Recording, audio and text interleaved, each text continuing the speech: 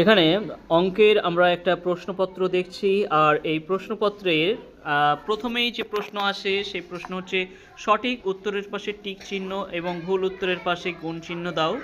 তো প্রথম যে কোশ্চেনটা আছে সেই কোশ্চেনে বলা হচ্ছে 3 অঙ্কের বৃহত্তম সংখ্যা কত। তো 3 অঙ্কের বৃহত্তম সংখ্যা আমরা জানি 3টে 9, কিন্তু এখানে যেটা দেওয়া আছে 3 অঙ্কের ক্ষুদ্রতম সংখ্যা দেওয়া আছে। 3 অঙ্কের ক্ষুদ্রতম সংখ্যা হচ্ছে কি না, একটা 1 আর দুটো 0। 3-এর মধ্যে একটা চলে গেল 1 আর বাকি দুটো হচ্ছে 0। কিন্তু 3 অঙ্কের বৃহত্তম সংখ্যা যেটা সেটা হচ্ছে 3টে 9 অর্থাৎ 999, কিন্তু এটা যে দেওয়া রয়েছে সেটা ভুল, তাই তার পাশে আমরা গুণ চিহ্ন বসাবো। এরপরে আছে 1 বছর সমান সমান 365 দিন। অবশ্যই 1 বছর সমান সমান 365 দিন, তাই এর পাশের ঘরে আমরা টিক চিহ্ন দেব। আচ্ছা, বলেছে ইংরেজি প্রথম মাসটি হচ্ছে ফেব্রুয়ারি, না, ইংরেজির প্রথম মাস হচ্ছে জানুয়ারি, ফলে এটা ভুল দেয়া রয়েছে। এর পাশে আমরা গুণ চিহ্ন বসাবো। তারপরে আছে 1 টাকা সমান সমান 100 পয়সা। অবশ্যই এটা একদম সঠিক আনসার, ফলে আমরা এই পাশে যে ঘর আছে ফাঁকা ঘর সেখানে টিক চিহ্ন দেব। 32 দিনে 1 মাস, এটা ভুল কথা। 32 দিনে 1 মাস হয় না, 30 দিনে 1 মাস, তাই এর পাশেও আমরা যেহেতু ভুল তাই গুণ চিহ্ন দিয়ে দেব। এরপরে আসে শূন্যস্থান পূরণ করো। শূন্যস্থান পূরণে বলা হচ্ছে 1 ডজন সমান সমান ড্যাশটি। তো 1 ডজন সমান সমান 12টি আমরা জানি, আমরা লিখব 12টি।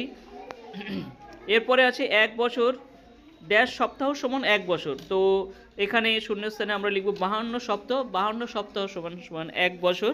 গুণ করলে গুণফল ড্যাশ, গুণ করলে আমরা গুণফল পাই, গুণ করলে গুণফল পাই। আচ্ছা, তারপরে ক্ষয়ের এখানে আছে 1 সিকি সমান সমান ড্যাশ পয়সা। তো সিকি সমান সমান 25 পয়সা, এটা আমরা সকলে জানি। তারপরের প্রশ্ন হচ্ছে 1 জোড়া সমান সমান ড্যাশটি। 1 জোড়া সমান সমান 2টি। 1 মিনিট সমান সমান ড্যাশ সেকেন্ড, 60 সেকেন্ড, এটা আমরা প্রত্যেকেই জানি। এরপরে দেখো নামতা আছে, নামতার সাহায্যে গুণ, এটা নিশ্চয়ই আর বলা লাগবে না, প্রত্যেকেই পারবে। এবার নিম্নলিখিত প্রশ্নগুলির উত্তর দাও। একটা সম্পর্কের কথা বলেছে এখানে, গণ্য গুণক এবং গুণফলের সম্পর্ক। তো গণ্য আর গুণককে গুণ করলে আমরা যেটা পাই সেটা হচ্ছে গুণফল। এই সম্পর্কটা সমান সমান চিহ্ন দিয়ে লিখতে হবে, গণ্য গুণক সমান সমান গুণফল, এটা লিখতে হবে। কোনো সংখ্যাকে 0 দিয়ে গুণ করলে কি গুণফল হবে? যাকেই তুমি 0 দিয়ে গুণ করবে সে 0 হয়ে যাবে, অর্থাৎ কোনো সংখ্যাকেই তুমি যদি 0 দিয়ে গুণ করো তাহলে টোটাই হবে 0। টাকার নোটে কার ছবি আসে?